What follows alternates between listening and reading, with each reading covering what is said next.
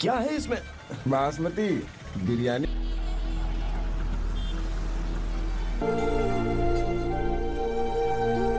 Assalamualaikum warahmatullahi wabarakatuh. Hai para developers, kembali lagi bersama Depi yang selalu setia menemani waktu santai kalian. Ustadz Hotel adalah sebuah film drama berbahasa Malayalam India yang dirilis pada tahun 2012 dan dibintangi oleh artis papan atas India diantaranya Dulquer Salman, Tilaka, dan Nitya Menon. Film ini menceritakan sosok Faizi, anak pengusaha hotel, di mana ayah Faizi ingin mewariskan bisnis kepadanya.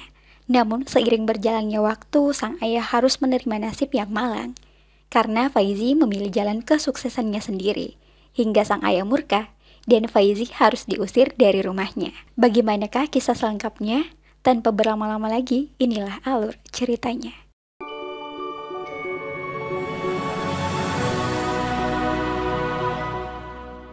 Berada di Kelara, India, memperlihatkan keluarga muslim sedang berbahagia karena sang istri sedang hamil anak pertamanya. Pria ini bernama Abdul Rozak. Ia sangat terobsesi untuk mempunyai anak laki-laki. Mereka pun turut berbincang. Abdul Rozak kelak ingin menamai anaknya Faizi, yang akan mewarisi seluruh kekayaannya. Semasa hamil, Abdul Rozak selalu memanjakan Faridah, istrinya. Dan tibalah saatnya Faridah melahirkan. Namun sayang, setelah penantian panjang itu, anak yang lahir adalah seorang perempuan. Abdul Rozak sangat kecewa. Anak pertamanya diberi nama Fatimah. Hingga beberapa bulan kemudian, ia berencana untuk memiliki anak lagi, agar impiannya mempunyai anak laki-laki cepat terwujud. Hingga di tahun yang sama, istrinya melahirkan lagi. Dan anak kedua yang lahir dari rahim Farida adalah perempuan, bernama Fauzia. Di tahun berikutnya, istrinya kembali lagi di rumah sakit yang sama, hingga istrinya kembali lagi melahirkan anak perempuan dan diberi nama Firoza. Tidak menyerah, setahun kemudian Abdul Rozak tetap konsisten menunggu persalinan istrinya di rumah sakit itu. Ia nampak berdoa agar kali ini yang lahir adalah anak laki-laki.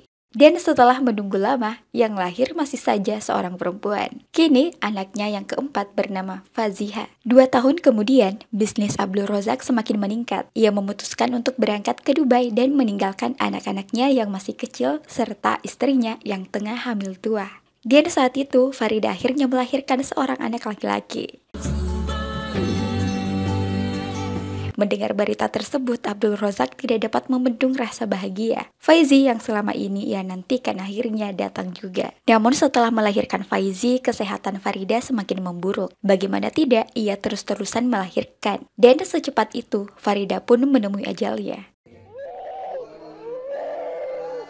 Kini, kelima anak-anak tersebut harus dalam asuhan seorang Abdul Rozak yang jarang mengurus mereka. Ia pun memutuskan membawa anak-anaknya hijrah ke Dubai. Selama ibunya tiada, Faizi dihasuh oleh keempat kakak perempuannya. Mereka pun berusaha memberikan yang terbaik kepada Faizi, saudara laki-laki semata wayangnya. Beriring waktu hingga Faizi berusia 7 tahun. Ia meniru aktivitas para saudarinya dan mengambil alih pekerjaan dapur karena itu begitu menyenangkan baginya. Tetapi Abdul Rozak tidak suka. Baginya pekerjaan masak-masak adalah urusan perempuan. Ia hanya ingin agar Faizi fokus belajar. 20 tahun kemudian, Faizi tumbuh menjadi pria tampan. Tetapi hobinya memasak tidak dapat hilang. Dan saat itu, satu persatu kakaknya sudah menikah. Abdul Rozak yang mencarikan jodoh untuk mereka. Akhirnya, Faizi menjadi sendiri di rumah besar milik ayahnya itu. Ia pun kadang merindukan kebersamaan dengan saudaranya. Beberapa bulan kemudian, Abdul Rozak telah menikah lagi. Faizi semakin galau, di mana kini ia akan tinggal bersama saudara tiri dan istri baru ayahnya. Keesokan harinya, Abdul Rozak menyuruhnya untuk mengambil gelar MBA di luar negeri, agar kelak Faizi akan menggantikan dirinya mengurus bisnis keluarga. Sesuai rencana Abdul Rozak, ia akan mengembang bisnis baru nantinya bersama Faizi. Faizi pun setuju dan memutuskan untuk kuliah mengambil jurusan manajemen perhotelan. Mendengar hal itu, Abdul Rozak sangat mendukung. Karena ketika Faizi lulus di sana, maka ia segera merintis hotel bintang 5. Jika itu berhasil, maka label Abdul Rozak sebagai anak tukang masak akan digulingkannya. Beberapa tahun kemudian, Faizi telah memperoleh gelar MBA di London. Di tempat lain, kakak Faizi saling bertukar foto di mana itu adalah koleksi pacar Faizi selama berada di sana. Tidak ada satupun yang mereka sukai. Faizi tinggal satu atap bersama pacar bulenya itu. Karena cemas dengan kondisi tersebut, pada akhirnya kakak Faizi menjebak dirinya agar kembali ke India. Seminggu kemudian, nampak Abdul Razak sudah berada di bandara untuk menjemput Faizi. Ia tak sendiri. Sebab setelah dari bandara, Abdul Razak akan langsung menuju rumah temannya bernama Hajiar, seorang pengusaha sukses India, di mana putrinya akan dijodohkan dengan Faizi. Assalamualaikum Abah. Waalaikumsalam. Scene selanjutnya, rombongan telah tiba di rumah Hajiar. Dari jauh, Faizi menatap seorang gadis misterius bernama Sahana, dan itu adalah calon jodohnya. Tradisi keluarga Hajiar sangat kolot dan kuat tradisi agamanya sebagai muslim. Saat proses ta'aruf berlangsung, di sini Sahana hanya bertanya kepada Faizi tentang alasannya menerima perjodohan itu. Karena melihat wajahnya yang tampan, Sahana curiga jika dia telah mempunyai pacar di luar negeri. Tetapi Faizi mengelak dan di sini Sahana mengatakan jika ia belum siap untuk menikah dalam waktu dekat ini. Jikapun harus menikah, maka ia harus menikah dengan pria yang mempunyai pemikiran yang setara dengannya. Sahana merupakan seorang mahasiswi jurusan interior di Bangalore. Oleh karena itu, setelah menikah, dia ingin tetap menggeluti bidangnya, karena dia tidak bisa terus-terusan di rumah menjaga anak-anak. Dan kakak Faizi berasumsi jika Sahana akan sangat tepat jika bersamanya. Namun Faizi melontarkan pernyataan yang tak ia duga. Diam-diam selama ini Faizi telah berbohong kepada ayahnya. Kuliah yang diambilnya di luar negeri bukanlah manajemen perhotelan, melainkan juru masak alias koki. Hingga baginya hal itu tidak akan pernah terjadi. Karena Faizi tidak berniat untuk merintis hotel tersebut. Itu bukanlah impiannya, melainkan impian ayahnya. Lalu Faizi memberitahu rahasianya kepada Sahana. Dan seketika, Sahana langsung meninggalkan Faizi dan menceritakan hal itu kepada seluruh keluarganya. Akibatnya, perjodohan mereka pun dibatalkan. Abdul Razak marah besar kepadanya, lantaran sejak kecil ia selalu dibully sebagai anak tukang masak. Kerja kerasnya berpuluh-puluh tahun demi menghapus julukan tersebut. Sekejap mata diruntuhkan oleh Faizi. Dan sampai kapanpun, dia tidak akan pernah memberi izin Faizi bekerja sebagai koki. Ayahnya mengancam menyita semua fasilitas dan paspor miliknya. Abdul Razak memberi pilihan jika ia tetap memasak seperti kakeknya, maka Faizi harus meninggalkan rumah. Tak mau terus-terusan dikekang ayahnya, Faizi memutuskan untuk pergi dari rumah. Ia kabur begitu saja, dan malam itu ia diantar oleh Abdullah, supir ayahnya. Abdullah mengantarkan Faizi ke tempat kakeknya, Karim Ika. Kakek Faizi ini adalah owner rumah makan yang sangat terkenal bernama Ustadz Hotel. Faizi menjelaskan kedatangannya ke sini untuk sementara waktu hingga paspor miliknya diperoleh kembali. Dan sebelum pergi, Abdullah memberikan Faizi ponsel miliknya, agar dengan itu Faizi dapat berkomunikasi dengan baik.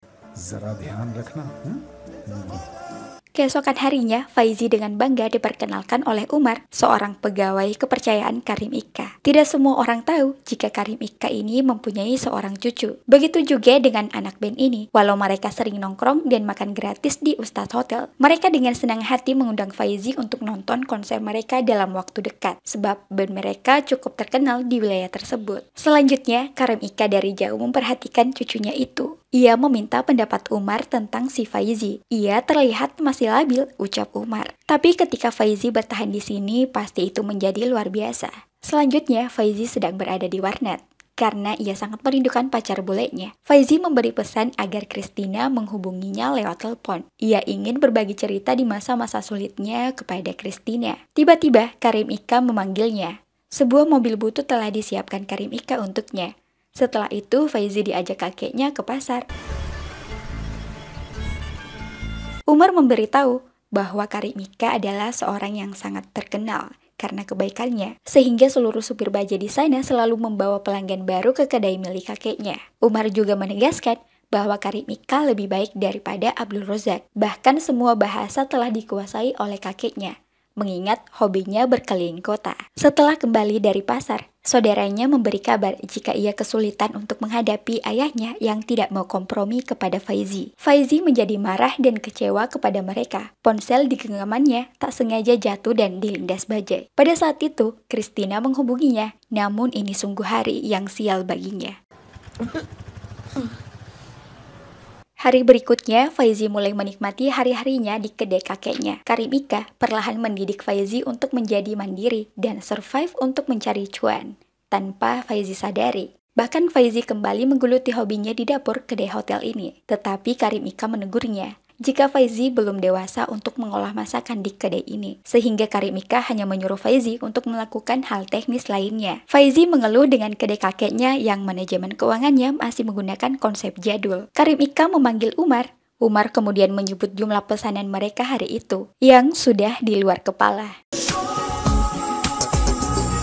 Beberapa hari kemudian, Faizi belajar memasak makanan khas di kedai tersebut. Ketika yang lain terlelap, Faizi masih terus berusaha agar berhasil. Setelah itu, ia meminta kakeknya untuk mencicipi roti buatannya. Ketika itu, Karim Ika menjelaskan kepada Faizi, siapa saja bisa mengenyangkan perut orang lain, tetapi mereka yang makan juga harus terpuaskan secara batin. Itulah kemampuan yang menjadikan tukang masak menjadi hebat. Malamnya, Abdul Rozak datang bersama anak tirinya. Faizi sontak kaget. Ia kembali menjadi amukan sang ayah. Hingga adu mulut di antara Karim Ika dan Abdul Rozak pun terjadi. इस बच्चे को अपना रास्ता खुद चुनने दे. Tetapi bagi Faizi di tempat ini ia merasa bebas, tidak ada yang memaksa dirinya untuk mengerjakan sesuatu hal. Namun tetap saja, Abdul Rozak tidak peduli jika hanya bermodal filosofi siapapun tak bisa meraih kesuksesan, di mana itu terbukti dari kakeknya sendiri. Itulah yang diasumsikan Abdul Rozak kepada ayahnya dengan penuh amarah. Berlanjut, Karim Ika menceritakan banyak hal kepada Faizi tentang emosionalitas ayahnya kepada dirinya, di mana semua berawal ketika Karim Ika sibuk melanglang buana. Di umur belia, Abdul Rozak tumbuh tanpa belas kasih sayang seorang ayah di sampingnya. Sehingga itulah yang membuat Abdul Rozak dendam pada apapun prinsip-prinsip hidup Karim Ika. Karim Ika hanya bisa berdoa dan meminta ampun kepada Yang Maha Kuasa. Esoknya, Karim Ika menyarankan, jika Faizi ingin belajar hal baru, maka dia mesti keluar dari kedai tersebut. Karim Ika kemudian menyuruh Faizi ke Hotel Bintang 5 menemui seorang pria yang merupakan temannya. Di dalam kertas itu sebagai tanda Faizi melamar kerja. Faizi merasa konyol. Baginya itu tidak cukup untuk melamar pekerjaan. Faizi pun memanggil Umar untuk menerjemah tulisan Karim Ika di atas kertas, di mana Karim Ika menyuruh orang tersebut untuk memberi cucunya pekerjaan. Umar mengatakan, tidak ada lagi yang lebih resmi dari pesan yang dititip Karim Ika kepada orang tersebut. Faizi pun mendatangi Babu, seorang chef eksekutif di hotel ini. Babu sangat terkesan menyambut dirinya, apalagi itu adalah titipan Karim Ika yang telah berjasa memberi resep biryani di Hotel Beach Bay. Inilah alasan mengapa Karim Ika begitu disegani oleh chef Babu. Good luck. Thank you, sir. Esoknya, Faizi telah diterima bekerja sebagai koki hotel. Saat itu, seorang chef bule bernama Philip akan mengadakan festival kuliner di hotel tersebut dengan memadukan masakan Eropa dan India. Faizi menyaut. You are familiar with oak cuisine? Yes, sir. Chef Philip memintanya untuk bergabung dengan tim mereka. Cicipan pertama yang membuat chef bule itu memuji masakannya.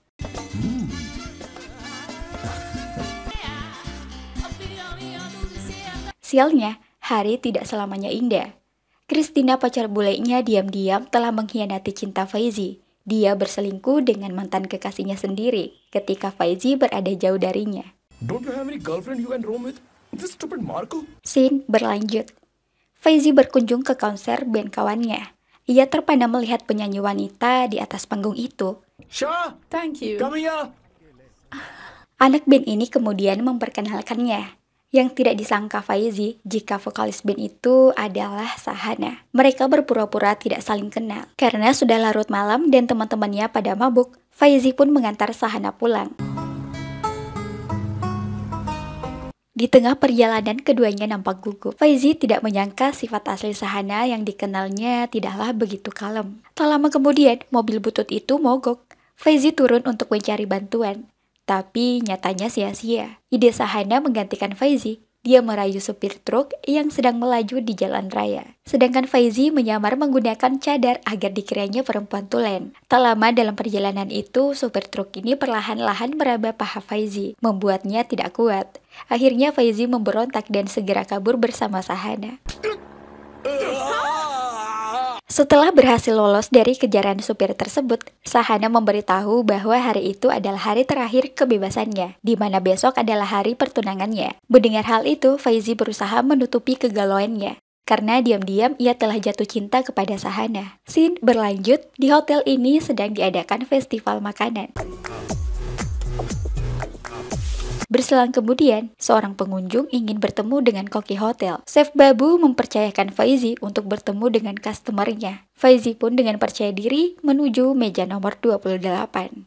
Kiranya hidangan itu menarik hatinya, ini malah sebaliknya. Sialnya lagi, pelanggan tersebut ternyata tunangan Sahana yang bernama Mehrov, seorang pengusaha kaya raya. Sehingga seleranya yang high class membuat Mehrov menghina Faizi di depan umum. Sahana harus menanggung malu atas sikap tunangannya itu. Tidak berujung minta maaf, Mehrov tetap menyuruh Faizi agar membuatkan makanan sesuai seleranya.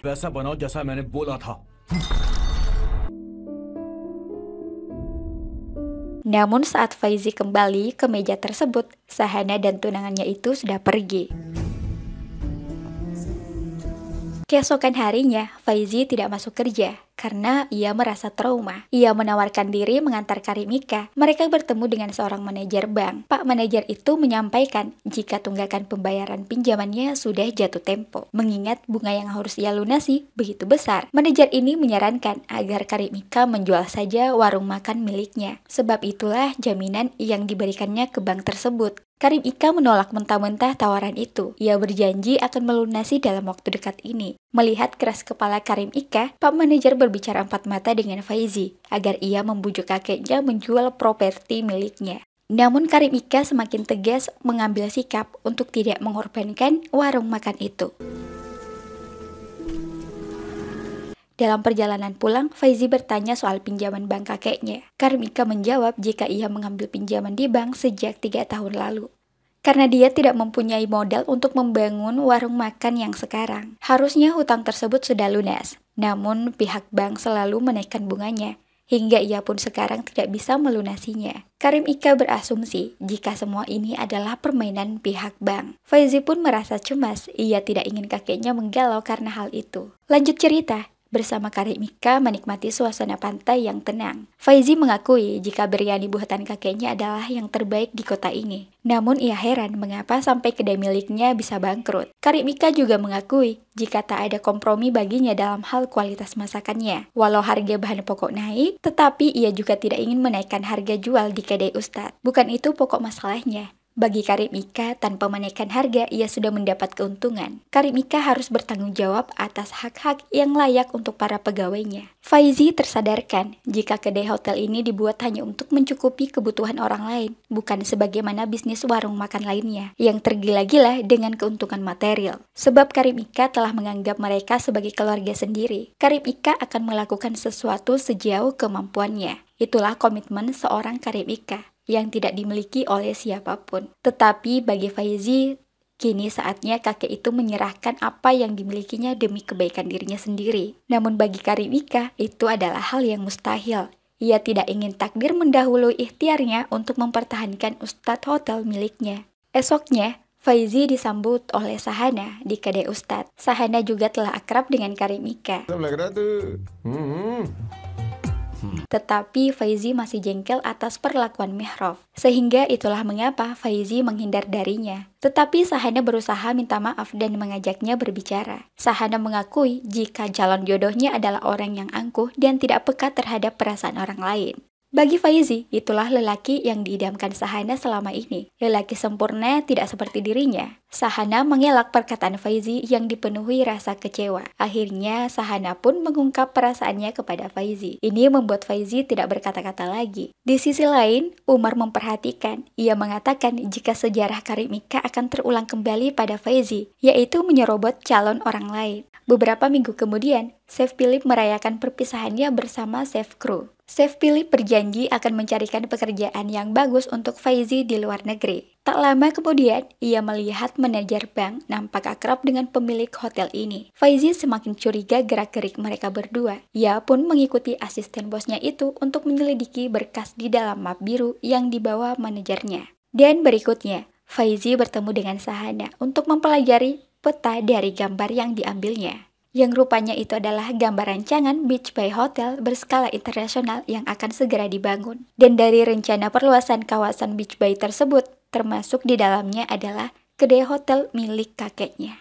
Faizi kini mulai paham maksud terselubung pihak bank menginginkan lahan warung makan itu. Faizi dan Sahana memberitahu hal ini kepada Karim Ika. Karim Ika berniat untuk segera melunasi hutang tersebut bagaimanapun caranya. Namun Faizi tidak yakin. Otomatis, pemodal itu takkan membiarkan Karim Ika melunasi bunga hutangnya.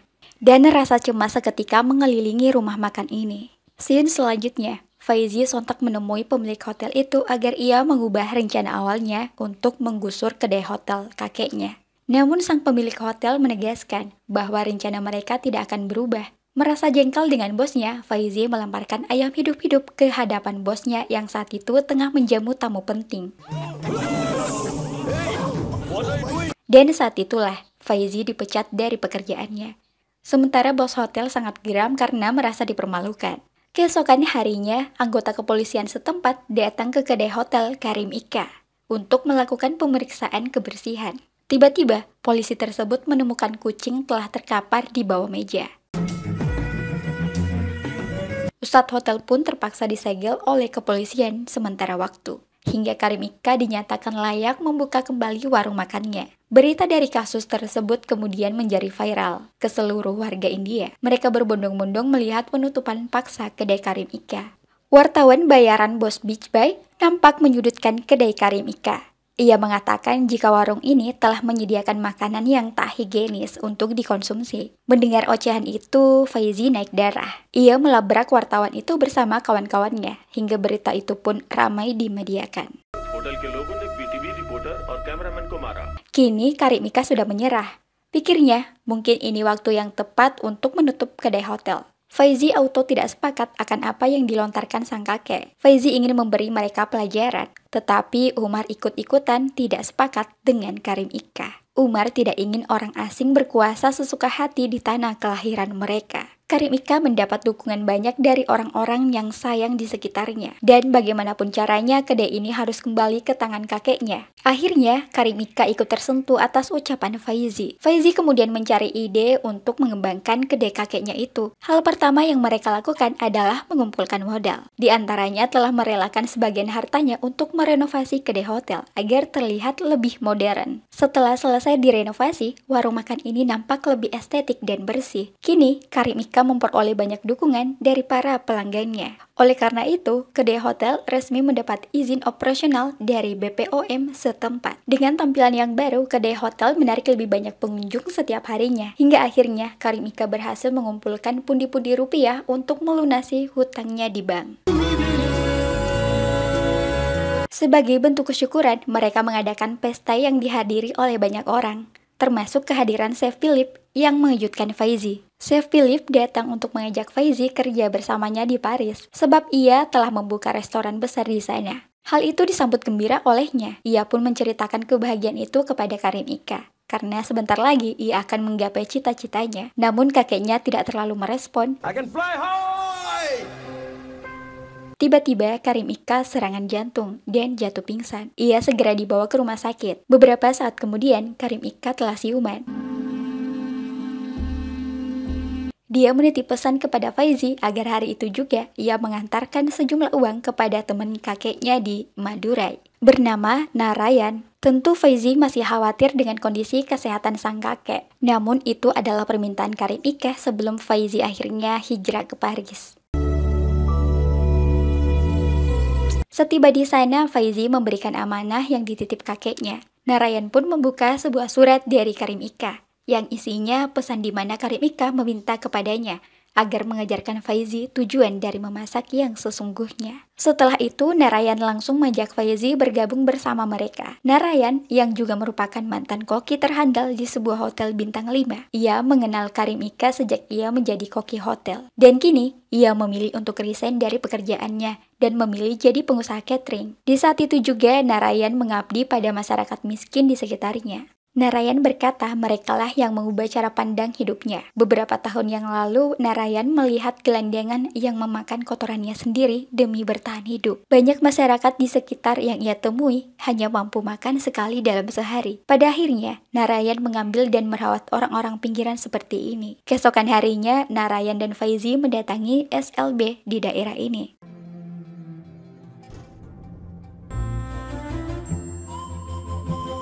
Seketika, Faizi merenung dengan kondisi anak-anak di tempat tersebut. Ia merasa bahagia telah membuat anak-anak ini lahap dengan masakan yang dibuatnya. Melihat mereka begitu menikmati makanan, hati Faizi pun ikut tersentuh. Dan satu persatu dari mereka menemui Faizi untuk mengungkap rasa terima kasih dengan bahasa mereka. Faizi pun kembali dengan tetesan air mata. Dan ia teringat kata-kata sang kakek, bagaimana masakan itu menyentuh sisi batin orang yang memakannya. Singkat cerita, Faizi pun tiba di kedai hotel, namun ia heran kedai tersebut telah tutup. Umar menemuinya dan berkata, jika Karim Ika telah meninggalkan mereka semua. Semua orang yang menyayangi kakeknya kini kehilangan segalanya. Faizi menjadi galau dan emosional atas kepergian kakek yang dicintainya. Tiba-tiba malam itu, Abdul Rozak memberikan Faizi paspor miliknya agar dia segera berangkat ke Paris. Namun Faizi menolak dan membatalkan keberangkatannya. Faizi tetap tinggal di rumah kakeknya dan terus memajukan kedai hotel tersebut. Karim Ika telah mewariskan semua kepada Faizi, baik teori maupun praktis. Dan hubungan Faizi bersama Abdul Rozak pun kembali hangat. Pencarian jati diri Faizi tidak sia-sia. Kini Faizi juga telah menikah dengan Sahana. दादाजी ने जो राह दिखाई थी हम उसी पर चल रहे हैं. Namun di akhir film terlihat Karim Ika masih hidup. Rupanya kepergiannya adalah untuk menggeluti hobinya, menggalang buana sebagai seorang musafir. Dan film pun berakhir.